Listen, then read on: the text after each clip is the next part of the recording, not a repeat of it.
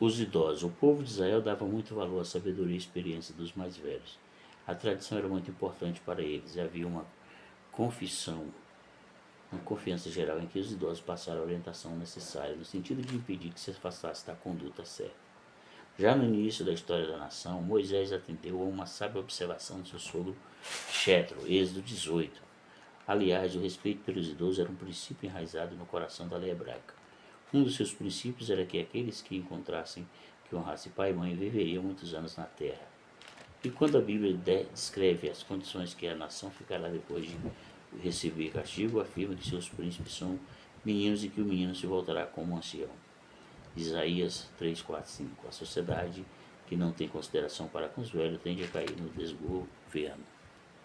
Os anciãos. Esse termo ancião tornou-se um tratamento honroso tanto no Antigo como no Novo Testamento, pois esperava-se que um ancião transmitisse conhecimentos e liderança.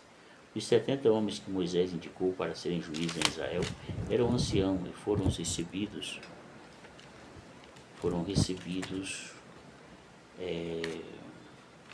derramamento do Espírito Santo. É assim que o povo se estabeleceu na terra de Canaã.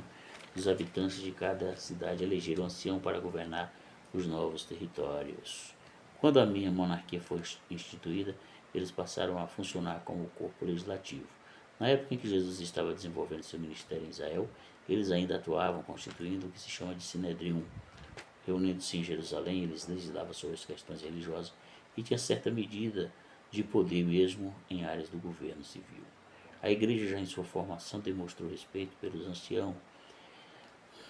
Essa ideia é geral de que os homens eram experientes e possuíam sabedoria. A palavra presbítero, de onde derivam os termos presbitério e presbiteriano, significa ancião ou grupo de anciãos. Pedro, que era um ancião, aconselhava os jovens a se submeter aos mais velhos da igreja. Não há dúvida de que a igreja preservou esse respeito pelos idosos, mas isso não quer dizer que devotasse uma obediência cega aos mais velhos. O fator importante era a sabedoria e não a idade. E a Bíblia diz que mesmo que é melhor um jovem sábio do que um velho insensato. Eclesiastes 4:13. E é dentro desse mesmo espírito que Paulo aconselha Timóteo, que relativamente era novo e que não permitisse que os mais velhos o desprezassem. 1 Timóteo 4:12. Mas apesar de tudo, a aura do respeito do idoso deveria ser preservada. Um jovem líder crente não devia repreender asperamente um jovem idoso. Velhice. Com que idade um homem era considerado velho? Durante o período bíblico, o tempo da vida dos indivíduos variou bastante. Os primeiros patriarcas tiveram vida longa. Foi o caso de homens que viveram mais de 900 anos. Nos temos registro da média de idade, nós sabemos que após o dilúvio houve uma queda brusca de longevidade. Arfaxade, por exemplo, viveu até os 403 anos, Peleg até 209, Reu 207 e Naú até 119. Na época em que se instalou a monarquia em Israel, a idade das pessoas já era semelhante aos nossos dias. O rei Davi, por exemplo, morreu com 70 anos, que parecia uma idade razoável para se findar uma vida plena. Se alguém chegasse aos 80, porém, supunha que tal pessoa possuía um vigor incomum. Salmo 90, versículo 10. Os babilônicos eram da mesma opinião. Achavam que a idade média era 70 anos. Aos 80 a pessoa era muito velha e ao chegar aos 90 era extremamente raro. No período neotestamentário, o limite da idade esperado também era de 70 anos. É possível que alguns homens, como João, tenham ultrapassado bastante esse limite. É provável que tenha morrido aos 90 anos de idade. A cabeça branca. Na maioria dos casos, os hebreus não consideravam uma desgraça. O embranquecimento dos cabelos é verdade que alguns eram preocupados com a preservação da juventude e que outras vezes chegavam ao extremo para disfarçar rugas e cabelo branco e a barriga volumada, mas a maior parte deles aceitavam a velhice como um sinal da dignidade. A Bíblia fala do cabelo branco como sendo a beleza dos velhos. Provérbios 20 e 29. Ele faz para fortalecer. Seu argumento afirmou que os idosos estavam no seu lado. Jó 15:10. Os males do envelhecimento. Como acontece em nossos dias, a velhice também operava um grande desgaste no organismo do homem. À medida que as décadas iam passando, a máquina humana ia se desgastando. Não era raro as pessoas idosas começarem a perder os dentes, as costas já não eram mais tão firmes e principiavam a ter uma acentual curvatura, aumentava-se os tremores e o indivíduo passava a evitar lugares altos. Era comum perderem também a acuidade auditiva, visual, o impulso de viver e terem maior dificuldade para dormir.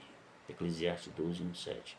Barzilai é um exemplo de pessoas que a Bíblia descreve com fraquezas próprias da velhice. Aos 80 anos ele não conseguia mais sentir o gosto do que comia ou do que bebia, e além disso sua audição estava tão debilitada que não escutava mais a voz dos cantores e das cantoras.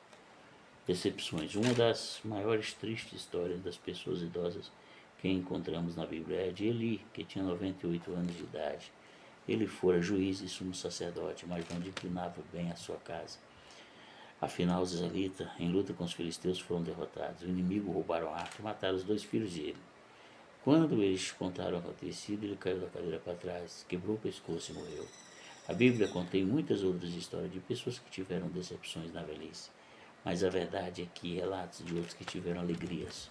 O inativo, um israelita de que trabalhava muito para conseguir sua independência econômica, além de envelhecer e sair fora do trabalho, mas muitos não conseguiam e se tornavam dependentes da boa vontade dos filhos e da caridade dos outros. O povo de Israel tinha uma excelente legislação com relação à ajuda aos pobres, mas naturalmente a maioria das periferias dependia da caridade pública. Um importante princípio bíblico acerca do planejamento econômico é o que determinara que os pais deviam ajuntar riquezas para os filhos e não os filhos para os pais, segundo Coríntios 12, 14. Contudo, nem sempre as coisas se passavam assim. Isso constatava frontalmente com a artimanha utilizada pelos fariseus. Algum desses líderes religiosos de Israel havia se esquivado da responsabilidade de sustentar a própria mãe, como declaração do Corban, Marcos 7, 11, 13. Isso significava que eles davam ofertas para o templo ou prometiam dar, e passavam o tempo de responsabilidade de cuidar de sua mãe. Mas a igreja cristã logo tomou a si a responsabilidade de olhar pelos idosos, principalmente pelas viúvas, tendo, porém, certas regulamentações para se coibirem do. Se uma viúva idosa tinha parentes que poderiam cuidar dela, eles tinham a obrigação de velar por ela. Se alguém dentre eles se recusasse a sustentar o parente, deveria ser considerado para o pior que o descrente. Além disso, as próprias igrejas tinham restrições específicas acerca dos idosos que deveriam receber ajuda para evitar abuso por parte de alguns que talvez pudessem trabalhar, mas que fossem demais preguiçosos.